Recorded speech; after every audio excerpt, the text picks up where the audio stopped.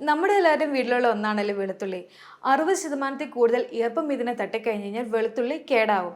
നമ്മുടെ ഫ്രിഡ്ജിലാണെങ്കിലോ 60% മേളിലാണ്. അതുകൊണ്ട് ഫ്രിഡ്ജിൽ ഒരിക്കലും വെളുത്തുള്ളി വെക്കാൻ പാടില്ല. വെളുത്തുള്ളി അഥവാ വെച്ച് കഴിഞ്ഞാൽ അത് എളുപ്പത്തിൽ മുളയ്ക്കുകയും ചെയ്യും, വിഷാംശം സ്പ്രെഡ് ആവുകയും ചെയ്യും. അതുകൊണ്ട് വെളുത്തുള്ളി ഫ്രിഡ്ജിൽ വെക്കാൻ പാടില്ല.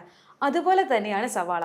കറിക്കരിയാനൊക്കെ നമ്മൾ എടുത്തു കഴിഞ്ഞാൽ ഒരു പക്ഷേ പകുതിയൊക്കെ വേണ്ടി വരുള്ളൂ, ബാക്കി പകുതി നേരെ കൊണ്ടുവന്ന് ഫ്രിഡ്ജിലായിരിക്കും വെക്കുന്നത്. അത് ഒരിക്കലും ചെയ്യരുത്. കാരണം അതിന് വേഗം പൂപ്പൽ പിടിക്കുകയും ചെയ്യും, വിഷാംശം സ്പ്രെഡ് ആവുകയും ചെയ്യും. അതുകൊണ്ട് ഇവ രണ്ടും ഫ്രിഡ്ജിൽ വെക്കാണ്ടിരിക്കാൻ മാക്സിമം ശ്രദ്ധിക്കണം.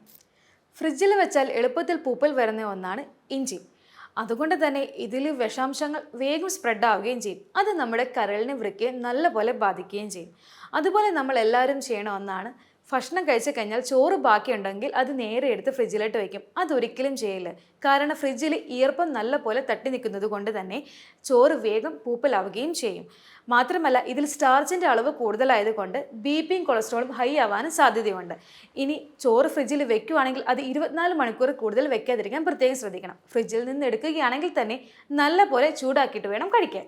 സാധാരണയായി നമ്മളെല്ലാവരും വീട്ടിൽ ഫ്രിഡ്ജിൽ സൂക്ഷിക്കുന്ന ഒന്നാണല്ലോ ബ്രെഡ്. പക്ഷേ അത് അത്ര നല്ലതല്ല കേട്ടോ. കാരണം ബ്രെഡ് വേഗം ഉണങ്ങിപ്പോവുകയും പൂപ്പൽ വരാനുള്ള സാധ്യത കൂടുതലുമാണ്. അതുപോലെയാണ് തക്കാളി.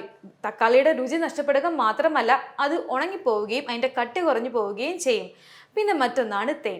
എന്താണേലും ഫ്രിഡ്ജിൽ നമ്മുടെ ആ ഏരിയയിൽ പോലും അടുപ്പിക്കാൻ പറ്റില്ലാത്ത ഒന്നാണ് തേൻ. കാരണം ഫ്രിഡ്ജിൽ വെച്ച് കഴിഞ്ഞാൽ തേനിൻ്റെ കട്ടി കൂടുകയും ചെയ്യും.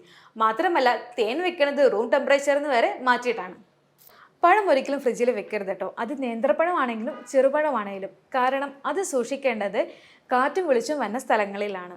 എണ്ണ ഫ്രിഡ്ജിൽ വെക്കരുത്, കാരണം കട്ടയായിപ്പോൾ. പിന്നെ കാപ്പിപ്പൊടി അത് ഒരു കാരണവശാലും വെക്കരുത്. കാരണം അതിൻ്റെ രുചിയും ഗുണവും പോവുക മാത്രമല്ല ഇതിൻ്റെ മണം ഫ്രിഡ്ജിലുള്ള മറ്റുള്ള സാധനങ്ങളായിട്ട് കയറി പിടിക്കുകയും ചെയ്യും. ആപ്പിൾ ഫ്രിഡ്ജിൽ വെച്ച് കഴിഞ്ഞാൽ അതിൻ്റെ നീര് വറ്റിപ്പോകും.